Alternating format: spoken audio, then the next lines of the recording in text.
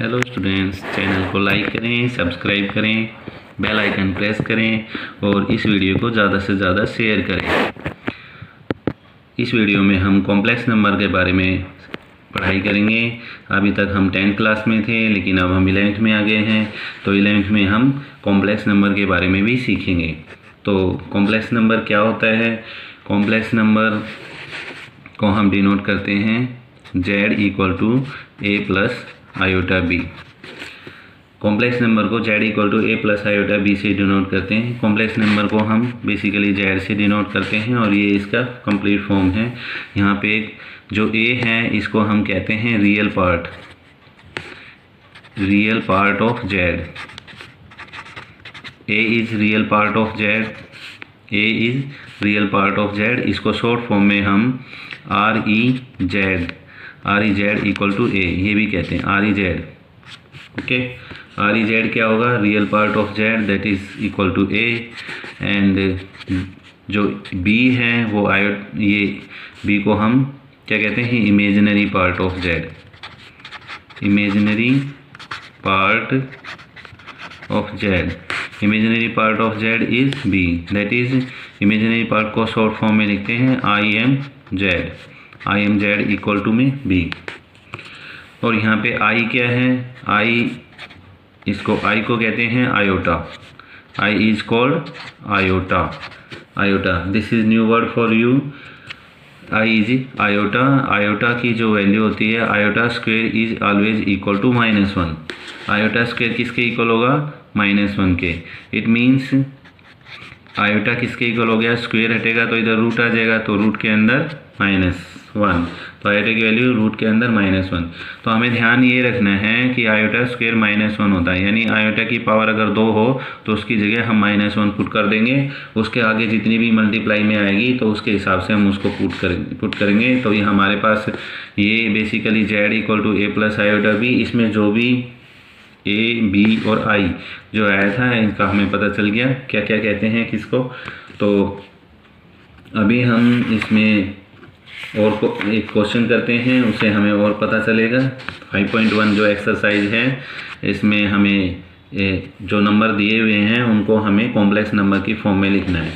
तो हमने real number तक पढ़ा था, जो rational plus irrational number, irrational number दोनों को मिला के रियल नंबर बनते हैं। और कॉम्प्लेक्स नंबर कब होते हैं? जब रूट के अंदर माइनस आ जाए। जैसे ये पे आयोटा इक्वल टू रूट -1। अगर रूट के अंदर माइनस आ गया, नेगेटिव साइन आ गया, तो वो नंबर कॉम्प्लेक्स नंबर बन जाएगा। जैसे रूट में -5 आ गया, रूट में -3 आ गया, यानी रूट के अंदर अगर माइनस आया है तो इसका मतलब वो कॉम्प्लेक्स नंबर है। तो जैसे अभी हम एक क्वेश्चन करते हैं, क्वेश्चन नंबर 1 करते हैं। इजी सा क्वेश्चन है। जैसे 5 आयोटा और ये है -3/5 आयोटा। तो हम इसको कैसे करेंगे? सिंपल, जैसे सिंपल अभी तक करते आए थे। आयोटा है, बस आई आ गया, वरना समझ लो जैसे एक्स है, एक्स की तरह ही है ये।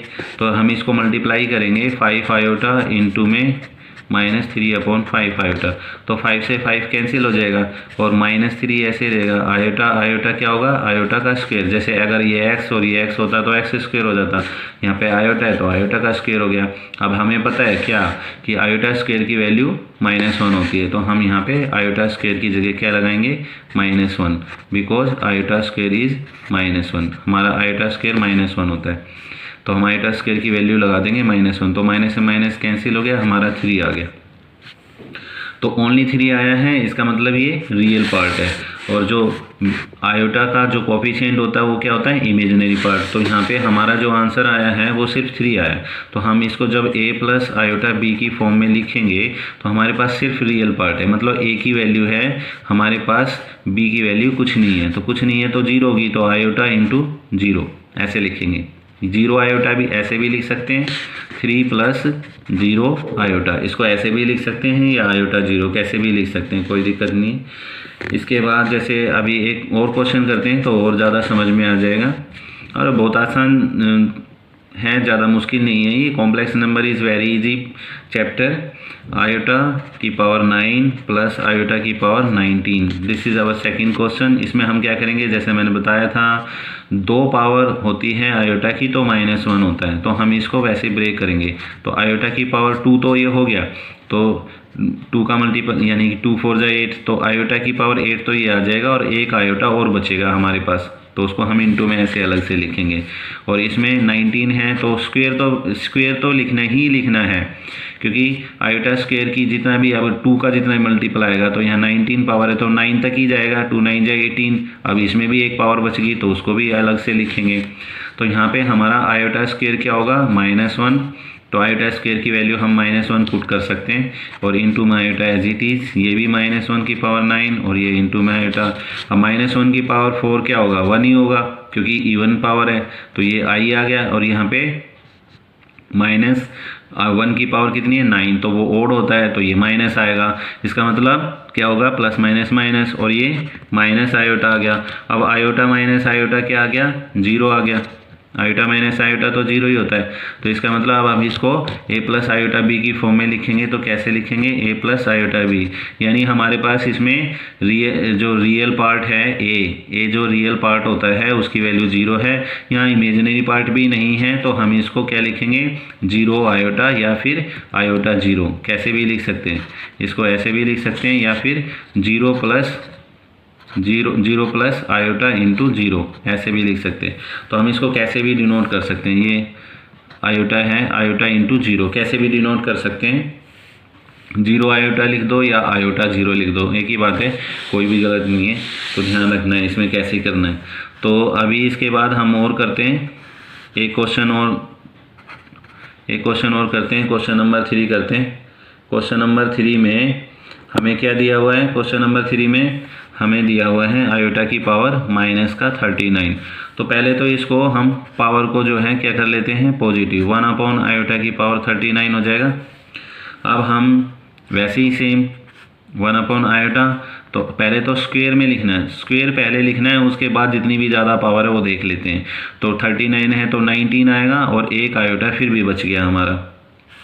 तो अब आयोटा स्क्वायर की वैल्यू कितनी होती है, -1, तो ये हमारा कितना आएगा, 1/-1 की पावर 19 और इंटू में आयोटा।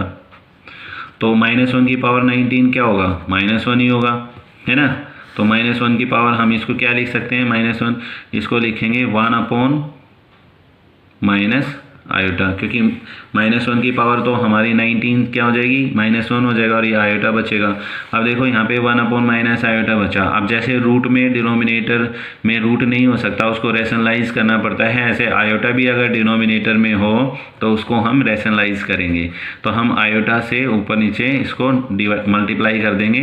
तो मल्टीप्लाई करेंगे तो क्या आएगा, आयोटा, और ये माइनस तो एज इट इज है, आयोटा आयोटा आयोटा स्क्वायर हो गया। अब फिर से आयोटा स्क्वायर आ गया। जैसे ही 2 या 2 से ज़्यादा पावर आएगी उसको हमेशा ब्रेक करना है। तो यहाँ पे हमारा आयोटा और ये आयोटा माइनस तो ऐसे ही है, आयोटा स्क्वायर कितना हो जाएगा, -1, तो माइनस से माइनस कैंसिल हो जाएगा और हमारा सिर्फ आंसर आएगा आयोटा। तो अब a प्लस आयोटा b की फॉर्म में अगर इसको लिखेंगे तो क्या आएगा, अब की बारी हमारा रियल पार्ट कुछ भी नहीं आया, यानी a तो है हमारा 0 और आयोटा तो सिर्फ आयोटा। जैसे 2 आयोटा आता तो 2 आयोटा लिखते हैं, यहाँ पे हमारा सिर्फ आयोटा आया। तो आयोटा, और आयोटा का कोफिशिएंट 1 है तो लिखने की ज़रूरत नहीं है, तो 0 प्लस आयोटा इसको हम लिख सकते हैं, we can write 0 plus iota. Okay, तो मेरे ख्याल से समझ आ रहे होंगे क्वेश्चन। बहुत आसान क्वेश्चन है कि कैसे हम इसको a प्लस आयोटा b की फॉर्म में लिख सकते हैं। तो अभी एक क्वेश्चन और ट्राई करते हैं, क्वेश्चन नंबर 6 देखते हैं। देखो क्वेश्चन नंबर 6, 1/5 प्लस कुछ नहीं है मुश्किल, इसमें समझ लो कि आयोटा आ गया, वरना पहले x लिखा होता था। तो ऐसे क्वेश्चन हम करते थे ना, जैसे x वाले अलग कर लिए, y वाले अलग कर लिए, और है ना, या फिर XY में दोनों में दी, या फिर खाली x में दी हुई है तो x वाले अलग करके जोड़ लिए और बगैर x वाले अलग जोड़ लिए, वही है सेम। तो यहाँ पे भी ऐसी है, यहाँ पे सिर्फ आयोटा आ गया। बस ध्यान रखना है कि आयोटा स्क्वायर की वैल्यू -1 पुट करनी है। अब पहले तो इसके ब्रैकेट खोल लेते हैं, तो ये तो ऐसे ही आएगा, ये -4 हो जाएगा, माइनस प्लस माइनस आ जाएगा।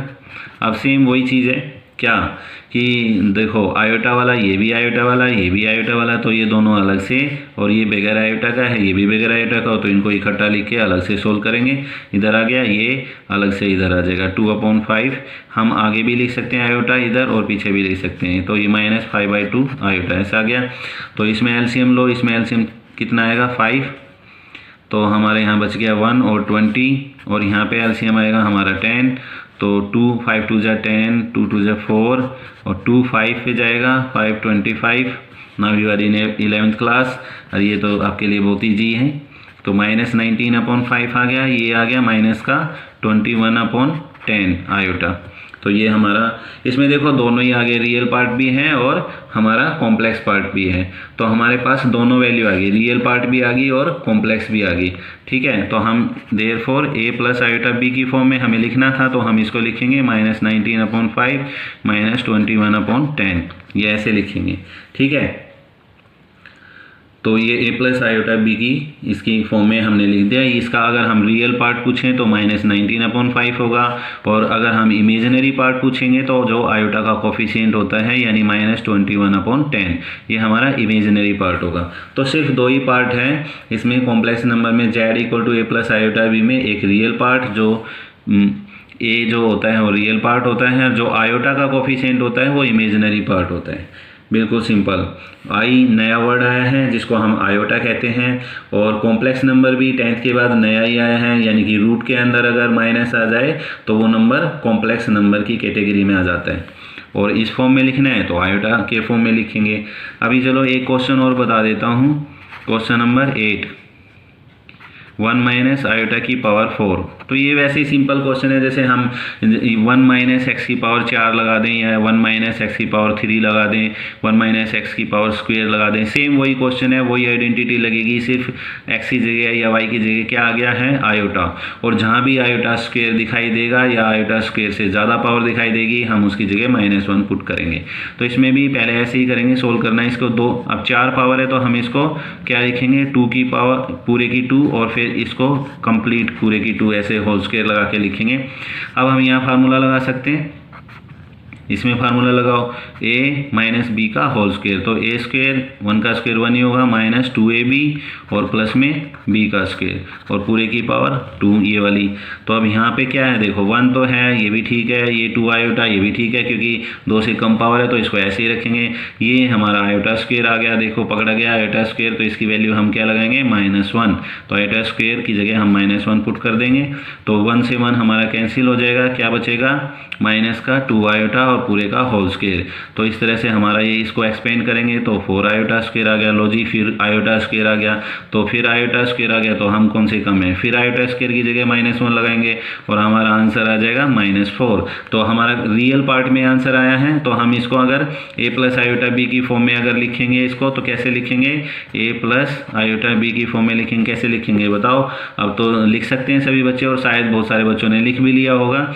तो a हमारा -4 है और आयोटा वाला कोई वैल्यू आई नहीं है, तो आयोटा हमारा 0 आयोटा है। ठीक है, या आयोटा 0 लिखो, हम इसको बताया मैंने पहले भी, ऐसे भी लिख सकते हैं, पहले आयोटा लगाएं फिर 0 लगाएं, एक ही बात है। ठीक है, तो चाहे 0 आयोटा या आयोटा 0 कैसे भी लिख सकते हैं। तो ये हम किसी भी नंबर को ऐसे आयोटा की फॉर्म में अगर दे रखा तो a प्लस आयोटा की फॉर्म में उसको हम लिख सकते हैं।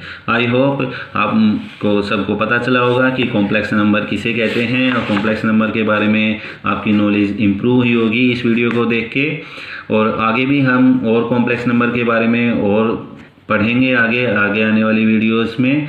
और अभी तक जितना हमने स्टडी किया है बेसिक जो कॉम्प्लेक्स नंबर के बारे में, उसमें अगर किसी को कोई डाउट है, कोई प्रॉब्लम है, तो वो मुझे कमेंट बॉक्स में शेयर करें। Okay, bye bye, thank you.